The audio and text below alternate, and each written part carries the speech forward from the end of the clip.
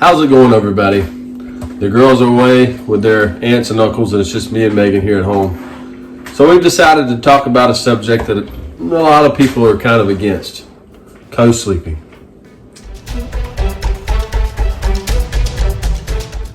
So the first obvious question that pops up as far as co-sleeping is, why in the world do we do it? Well, we'd have to start all the way back over to Mackenzie was first born. Megan did not like the idea, or me either, the idea of her sleeping in the crib, whether it was in the same room, separate room, because while we were sleeping, okay, the first time parents should understand what I'm saying, all right? When your baby's sleeping, like I did it, and especially Megan did it, the whole time your baby's sleeping, her hand is on her back or her stomach, where she can feel her breathing, right? And her anxiety just got so bad. What's wrong? Her anxiety got so bad that she had to have. Anyways, Charlie was distracting me with, he was pushing a bowl around or something. Anyway, we just had to have her next to us, so because we would wake up so much during the night, and we had to be able to see her right there and make sure she was still okay and everything like that. And I joined the military when she was six months old, something like that. And from the point that I joined the military, from the point I got out in 2016, 15 or 16. It was either late 15 or early 16. From the time she was 6 months old to how old? 4? She was 5? 4. 4 years old, I stayed gone. I was gone more than I was at home. Way more. And that whole time, especially when she was living up in Alaska, when she was back home during that training, she would stay with family. But when she was in Alaska, it was just her. So, of course, she'd have her in the same bed. Just she felt safer that way, and she felt better about sleeping with Mackenzie in the same bed.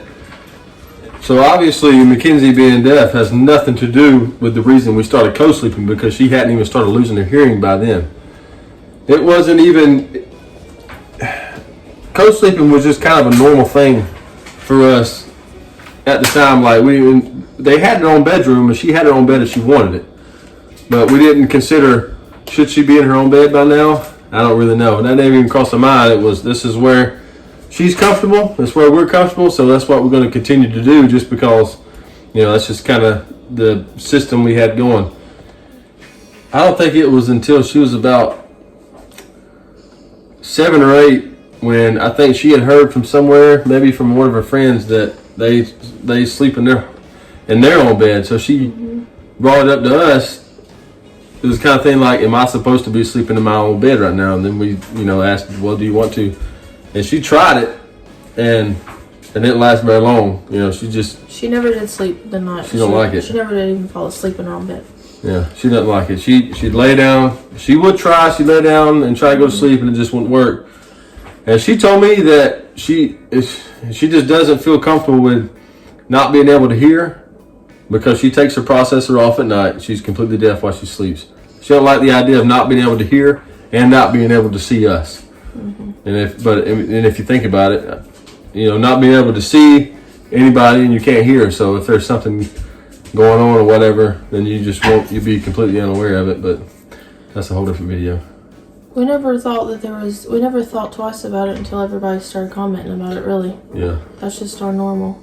Like, even if Sarah Grace, though, was Mackenzie's age, like when Sarah Grace gets to be 10 years old, then if she wants to sleep with us, then, she's hearing, so it wouldn't make a difference to us, I don't think. Mm-hmm. Now, eventually, as she gets a little older, we'll get, like, alarms and stuff like that. Yeah.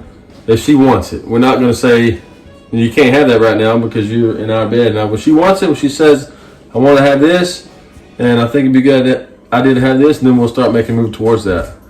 And we're talking about we've actually got a bed that we're going to set up in our room if she wants to sleep by herself. Mm-hmm. Because our room's big enough that we can have her own bed in there. So that's the plan, but if she doesn't want to sleep in it, then she doesn't have to. It's really up to her, whatever she wants to do. Now, she has said that once Mia learns to alert, mm-hmm.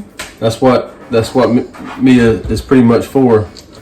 Once Mia learns to alert when she hears something, while Mackenzie's not wearing her processor, then she says she wants to try sleeping in her own bed because she'll be more comfortable, you know, I guess snuggling up to Mia and knowing that Mia will nudge her or whatever she does, jump up and down on top of her and lick on her face, whatever it takes to wake her up whenever Mia hears something that she knows that Mackenzie can't hear.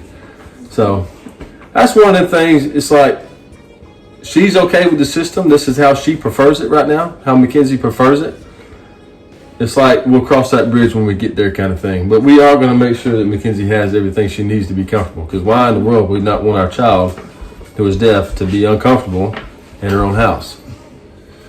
Okay, now to answer a few questions. We pulled up some of our old videos on co-sleeping, and we're going to answer a couple of questions off of that. So what's one of the questions?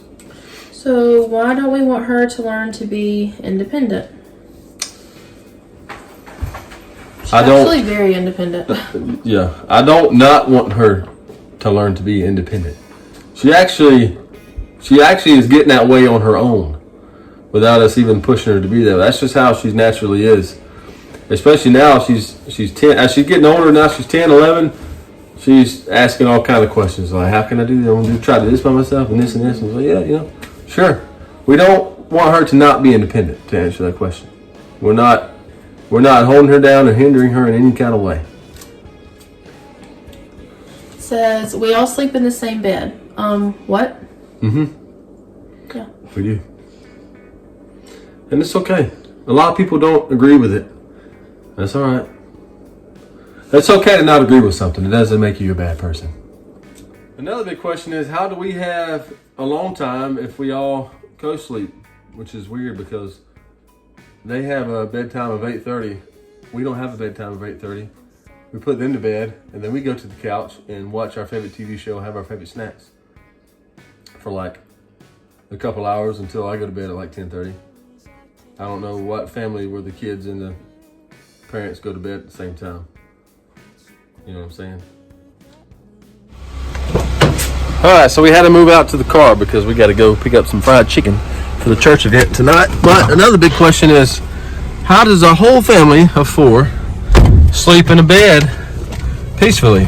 Well, we didn't say it was peacefully. I've gotten plenty of bumps and bruises, but we have a king size? Mm-hmm. I have a king size bed. And I sleep through anything. I can sleep through a hurricane. So I don't hardly wake up. Megan has a lot of sleepless nights, but just not because of that. But yeah, it is pretty cramped up sometimes. But you know, it's what we're used to. That's all we've ever done with both of our kids. So it's nothing like it's not like a shock. Like, oh my God, I can't do this. I mean, y'all gonna have to get back to your bed. It's just what's always been. So that's what we're used to. This one is not really a question, but we didn't really realized how big of a deal the co-sleeping thing was when we started talking about it, because I think that story that we posted on TikTok that went viral, I think it got like 5 or 6 million views or something like that, but it was featured on multiple websites, one of them being the New York Post, you may be familiar with that one, and The Sun, and another one, I can't remember what it's called, but I'll add those in right here.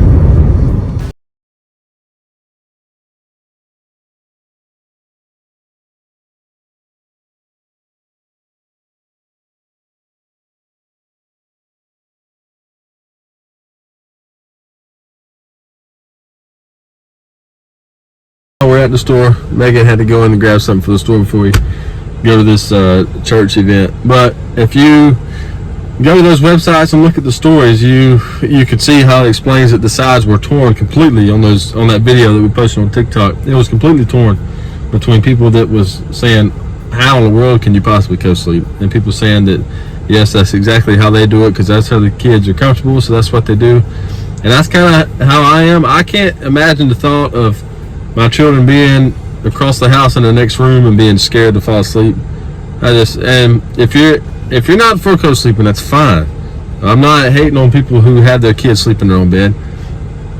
If that's what you do, that's just what you do. I'm okay with that either way. We are not for or against anything. We are for whatever works for you in your household. Because when I was a kid, I didn't co-sleep with my parents for the most part. I had my own bed. I can remember sleeping by myself. I had a tiny little race car bed, a little red one. It was plastic.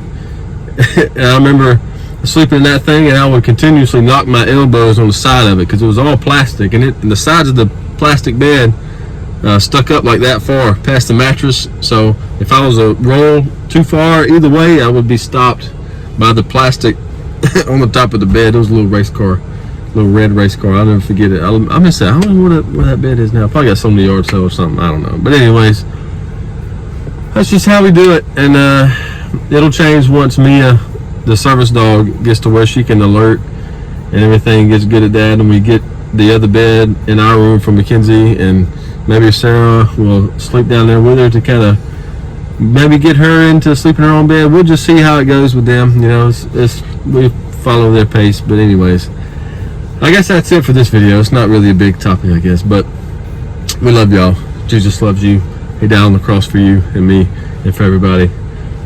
Y'all be good, and hey, if y'all have any other topics that we can't answer as fast as with a TikTok, just let us know in these comments, and like and subscribe and all that good stuff that YouTubers always say. But anyways, we gotta go. I love y'all. Y'all be good.